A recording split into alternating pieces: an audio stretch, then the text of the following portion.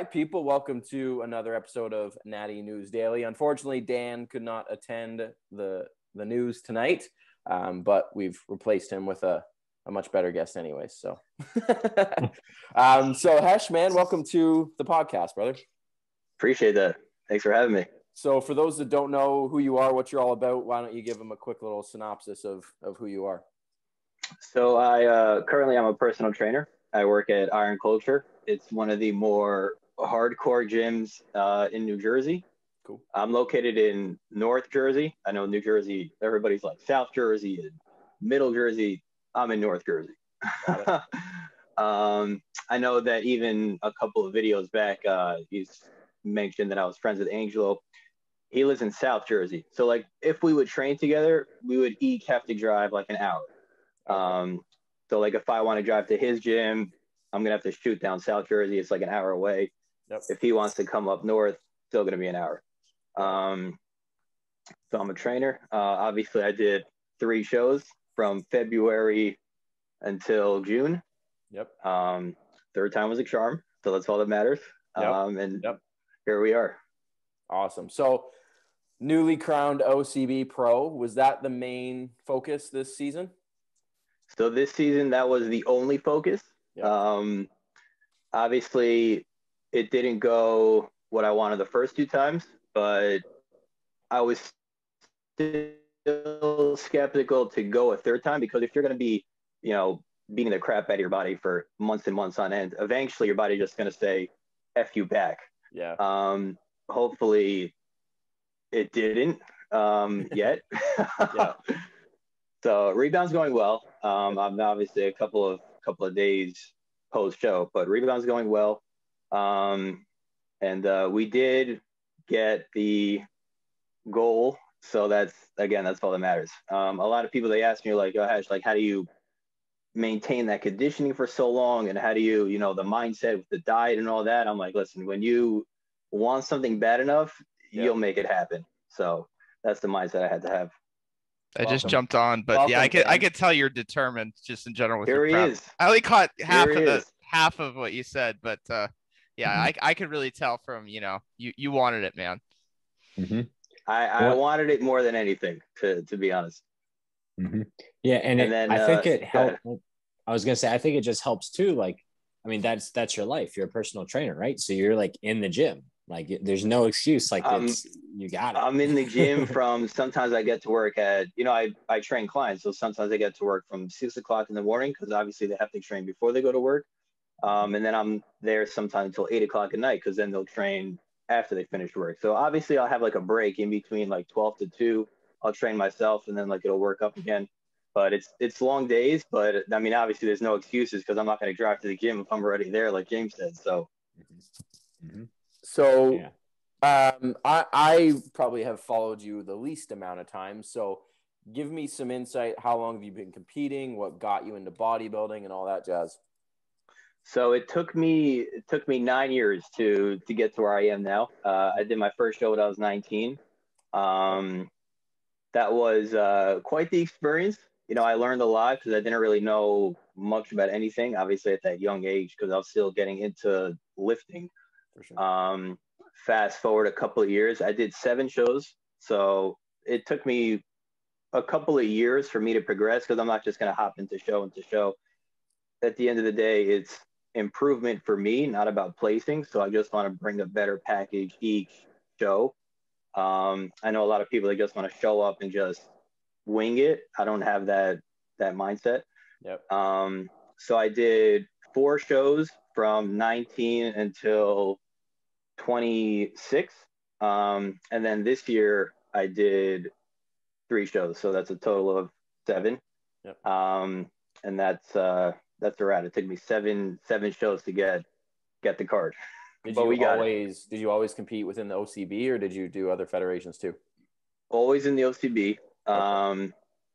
I didn't really know much about anything other organizations outside of like the OCB. Sure. I mean, obviously now WMBF and all that. Yep. But back then it was just, I only knew what I was exposed to. So like a couple of my friends, they just told me OCB, Natty, this and that. And I'm like, all right. So Yep.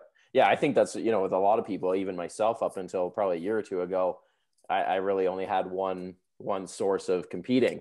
I didn't know much else. And then now, you know, like you said, there's basically a whole other world out there, right? With exactly multiple different federations and, you know, different locations, especially you guys in the States. Like, you guys have shows everywhere. So you kind of, and they're all growing. You have the pick of the litter, right? Any given weekend, you could be like, wow, I could go compete right now.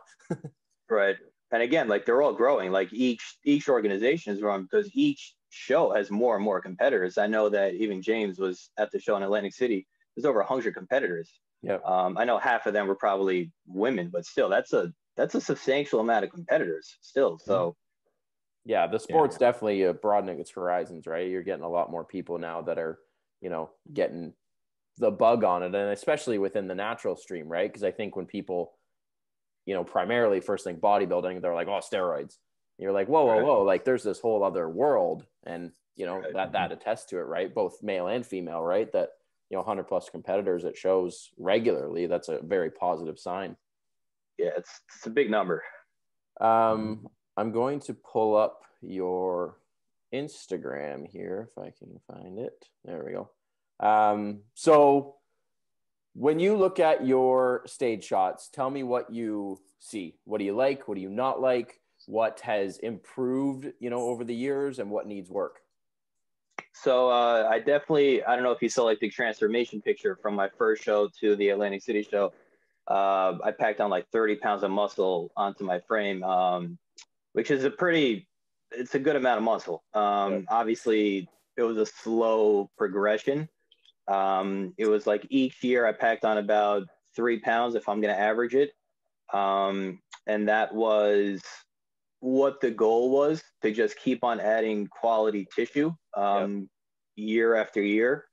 Because each show, again, I just want to get more size-wise. I just need to add more size because the conditioning is there. I know Dan even spoke about this. That was a previous issue that I had previously, was dialing it in and bringing in shredded conditioning. You know, knock on wood, it wasn't. This year you definitely did too. I was super impressed with it. Appreciate that, Dan. Yeah, I mean, this year, the separation of the quads, and this year that wasn't. I kind of reversed my psychology where I'm like, I'm not going to go for size because that was what I always wanted previously, and I'm just going to go for conditioning. I really just shrink wrap tight looked, and that's what I went for. Quads I like. Still a little bit of like hamstrings and upper body, I would say, are probably going to be like my weaker points. Obviously, you know, I don't want to say my quads are dominant, but my upper body definitely has to catch up to my legs. And hamstrings is definitely going to be one of my, it's not a weaker point, but it definitely needs to get more catching up to my quads because my quads definitely dominate my hamstrings. Yep.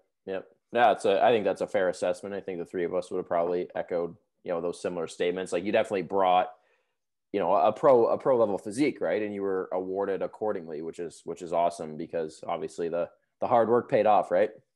Right.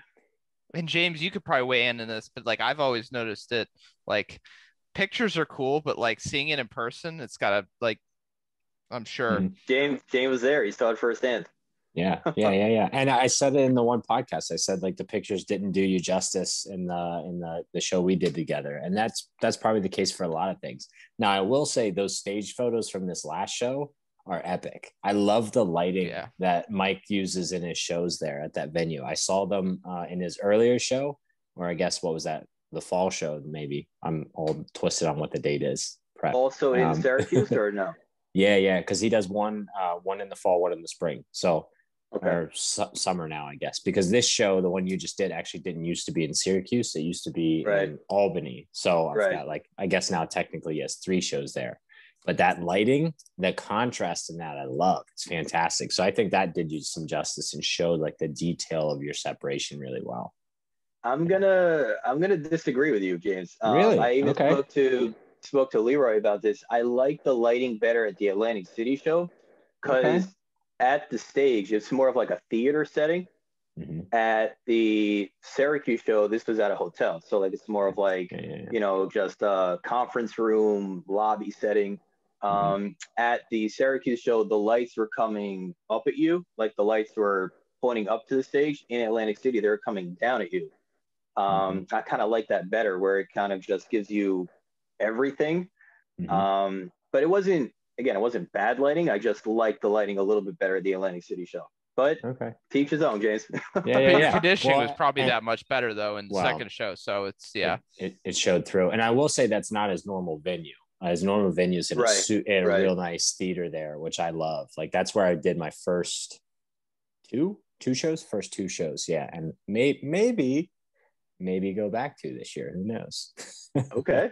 The theater venues are nicer than the I've done both, and the theater venue, it just feels, I don't know, it just feels like a better event and just more like a legit show. Yeah, it feels more prestigious than just being in some like, you know, just random room. Conference room. And I agree. I mean, they elevated, they have a platform, but it's that's it. That's just like an elevated platform. But it's only like, you know, a foot or whatever. When I went to check out the stage on Friday, I'm like, they better like get some beaming lights or something, because like I'm looking at the lights and it's coming, you know, up at you, and I'm like, that better not be the case. Watch me out. It's funny how much, I mean, the three of us, we've talked about that before, but like how much lighting can make a difference, you know, in the quality of your stage shots, how visible 100%. Your conditioning is, like it all. I mean, at the end of the day, a lot of it comes down to lighting, right? And if 100%, you know, the guy can be just absolutely shredded to the bone, but if he's getting washed out, then, you know, lighting could be extremely underrated. Like even not even on the stage, even if you find like good lighting, you're like, where'd that come from? But it's, again, like it's all lighting. So and it's a presentation sport, and if you want to present the sport in the best light and with the best wow factor, you have to have that good lighting. Yeah, right. Yeah. So very underrated. Underrated. Moving forward, what's the immediate plans? So right now the plan is to chill, because I haven't been able to do that for, you know, to maintain, you know, contest conditioning for, you know, 9-10 weeks. You need to give your body a break. So for right now, I'm going to go back to putting on size. I know James actually reached out to me a couple of days ago. I'm looking at Yorton 2022. I don't want to. Where is that? Is that in Pittsburgh too, or no? I'm not sure. Because it's in Pittsburgh. I know it might go back to Washington D.C. I know it was previously. Yeah, they've done it in D.C. Washington. If it's in Pittsburgh, you got a place to crash. So. And I got a place to train. I know you that too. Got your own gym. Yeah. Dan Cole gym. Hell yeah. So that's the immediate plans. Definitely nothing this year. Definitely shutting it down. Season's over for me at least. And then work on putting on some quality size. And then I want to be at least 5 to 6 pounds heavier than where I was. I was 175. Okay. I want to be at least 180 next time on stage. Damn. Lofty goal. How tall are you? 5'9". That's a lot of size, man. Yeah, I was gonna say. I'm 5'9", 172 right now, and I'm not nearly that condition. Because I mean, again, like the best time to grow is post show. So I really want to just capitalize on getting a really solid rebound, packing on some tissue that I might have previously lost, and then going from there. Right. Yeah. Awesome. Why don't we talk about, go ahead. Go ahead. No, it's okay. Go ahead. Okay. I was going to say, so you did 3 different shows. You had 3 different placings. Last one was kind of like your peak. Do you, 2-part question. Do you think that your last show was your best show? Because I know like the competition can vary. Do you think you peaked better at a different show? And what did you change in between them, if you did at all? Because I think the viewers might like to know, like, all right, what kind of alterations did you do to reach that end goal? So that was a good question. So I'm going to use the Atlantic City and the Syracuse show for 2 examples. 2 completely different preps. I don't want to say I cruised into the Syracuse show, because I still, I hit it hard. I didn't have to deplete as hard because I was already still pretty depleted. But the night before the Atlantic City show, my coach, I don't want to say we cut water, but we cut back on water. This time going into the Syracuse show, we actually reversed and we loaded up on water. I think Friday, the day before, I drank 3.5 gallons, which is just an astronomical amount of water. Thinking back, like that's a ton. So it actually paid off pretty well for me, because I know that's what my body actually wanted, as opposed to just pulling it back. And then for carb loading, I did a little bit differently also. Friday night, I would carb load. We didn't carb load Friday night. We just carb loaded the night before to make sure that, we all previously spoke about this is spilling over. I didn't want to give my body a chance to actually spill over. So maybe about an hour or two before I went on stage, I just loaded up on fast carbs. That's just going to hit my body quick. And it paid off well. No fats, because that's going to try to slow down a little bit. Just easy, quick carbs, and it worked pretty well. I got a pretty good pump, and then I just went on stage, and that was it. Nice. Sweet. That's interesting. Yeah. That's the cool thing about like when you do compete, because like you can catch a pump, whereas like most of like the end of prep, it's like the pumps are they just diminish. It comes and goes. It comes and goes. Especially like the pumps are different. If you get like a water and a sodium pump, that's different than like a carb pump. Like the water and the sodium pump, yeah, you'll get a pump, but like it won't last as long. If you get like a good pump from like carbs and glycogen, that'll last a lot longer from what I've experienced. Oh, for sure. Yeah. So you're pro now. How does that feel to like say? It feels good. It still hasn't even hit me yet, to be honest. It hasn't even hit me. No doubt. What it's probably going to take a couple days for it to actually process still. What was the immediate like did you know, like going into overall, were you like, yeah, like this is probably mine? When I was backstage, I was looking at other competitors. I'm like, who could possibly be a potential threat? And I don't want to disrespect anybody, but I didn't really see anybody who had the conditioning that I had and just the overall package that I was bringing. I didn't really see anybody that I could say, all right, it might be 1 and 2. I didn't really see that. But I don't want to, again, take away anything from any other competitors, and I don't want to leave anything up to chance at the same time. I just want to just make sure I'm bringing my best and not leaving anything up to outside of my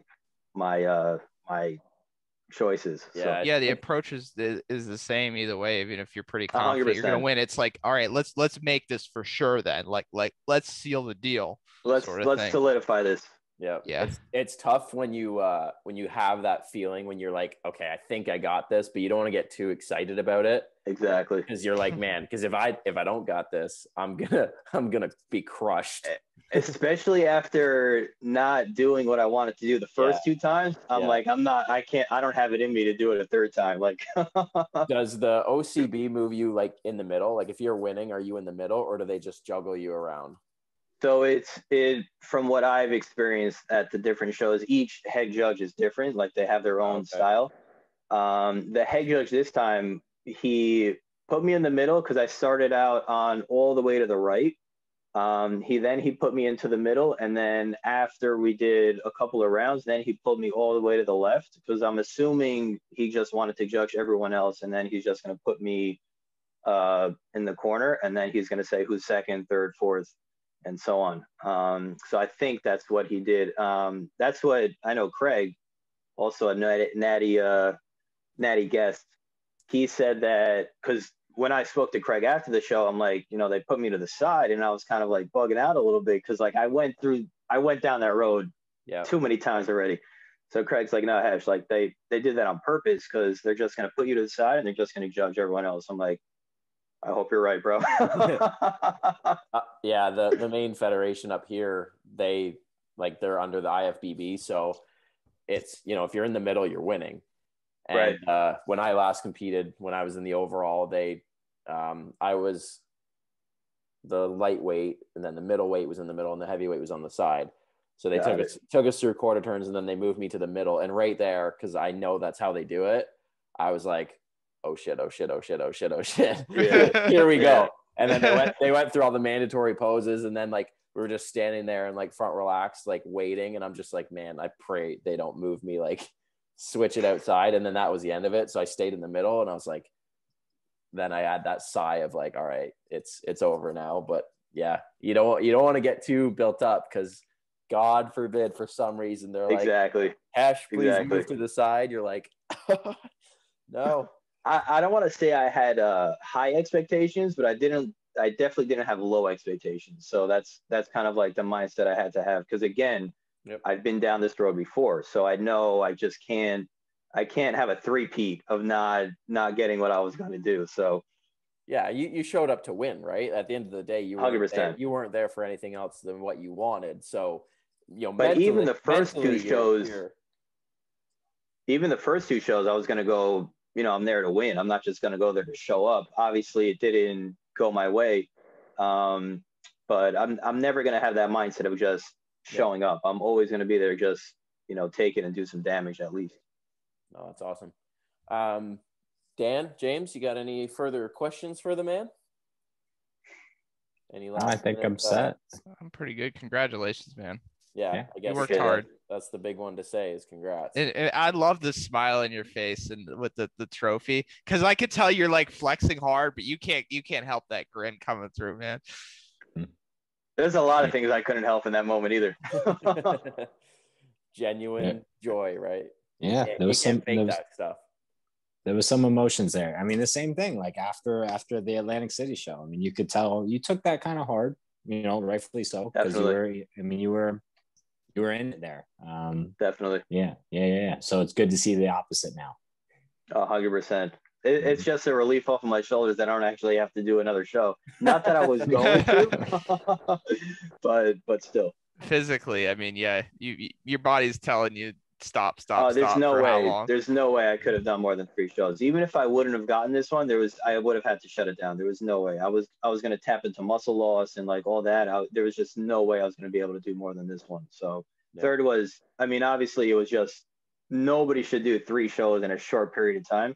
It's very demanding on the body, but I had a goal in mind and I just was determined to get it. So yeah, well, and you kind of alluded to it, but like that's what you wanted. Like you wanted nothing else other than that. And like, in order to be able to bring it at that, at that level and pretty much override what every physiological thing that's psychological, what's it called? Not output, but what's the word? James, you're the PT. I don't know where you're going. Give me the science word. But your body's telling you in every way that you need to stop doing this and you need to put on weight. You have to override all that.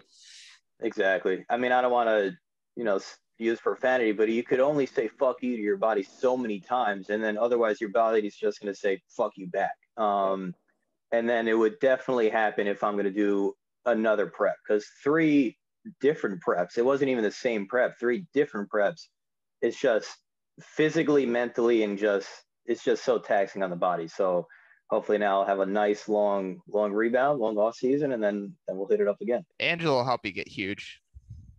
Oh, he's a big boy. He's a big boy. I just trained with him on Monday. I saw that. Yeah, you guys were posting. He's a big boy. He makes me look like small potatoes. Quickly plug your social, plug your business, whatever you want to throw up, man, before we shut her down. So I'm a personal trainer at Iron Culture. It's in Morristown, New Jersey. If anybody wants to come through, just hit me up, let me know. My Instagram is hesh.elberger, hesh.elberger. Hit me up, we'll chat, we'll get a training session in, whatever you're down for. That's it.